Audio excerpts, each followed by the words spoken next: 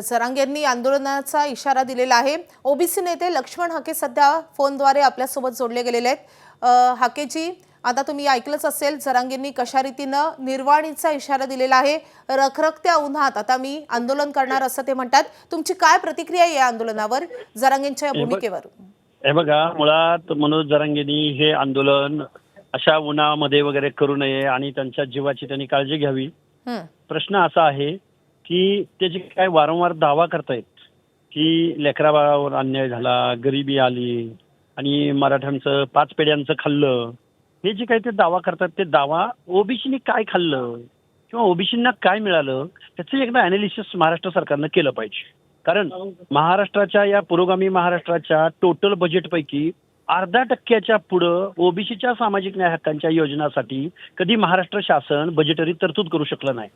त्यामुळे मनोज जरांगेंना ह्या 0.5% बजेटमध्ये अख्खा मराठा समाज आणून हे 0.5% बजेट हिसकावून घ्यायचंय का? मनोज जरांगेंना सर्वसामान्य त्यांची जी मागणी आहे ही मुळात बेकायदा आहे।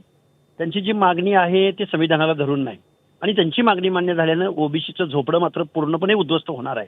म्हणजे बघा, जरांगे पाटील एवढी आंदोलनं करतायत, एवढे त्यांचे सल्लागार आहेत, एवढे आमदार खासदार मंत्री तिथं पोहोचतायत, या सगळ्यांचं एकच धोरण आहे की ओबीसीचं आरक्षण संपवणं।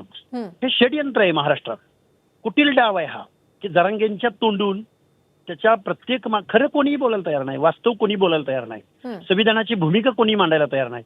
अरे पण ओबीसीचं काय म्हणणं आहे कुणालाच इंटरेस्ट नाही, ओबीसीचं काय म्हणणं आहे किंवा ओबीसीचं काय नुकसान झालं हे पाहण्यात। कालच्या लोकल बॉडीच्या निवडणुका झाल्या, त्या निवडणुकामध्ये एका लोकल बॉडीमध्ये 100% मराठा कुणबी ओबीसीच्या जागेवर बसले। मग ओबीसीच्या हिताचं संरक्षण तुम्ही लोकनियुक्त सरकार म्हणून तुम्ही केलं आमच्या हिताचं रक्षण।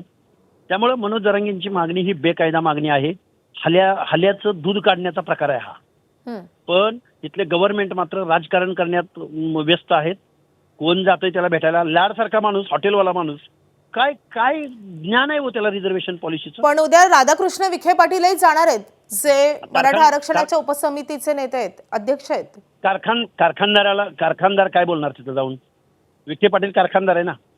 पण माझा त्यांना एक सवाल आहे, तुम्ही द्या, तुम्ही मागणी करा, तुम्ही जावा, तुम्ही रेड कार्पेट घाला, पण आमचं एक म्हणणं आहे, पण याचा परिणाम ओबीसीवर काय होणार आहे याच्यावर कोण बोलणार आहे महाराष्ट्रातर्फे?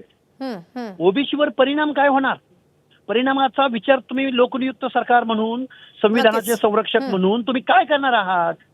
हे बघा, एक उदाहरण देतो तुम्हाला। मला नक्कीच हाकेजी, तुम्ही देखील अनेक सवाल या निमित्तानं उपस्थित करताय। धन्यवाद आमच्याशी बातचीत केल्याबद्दल।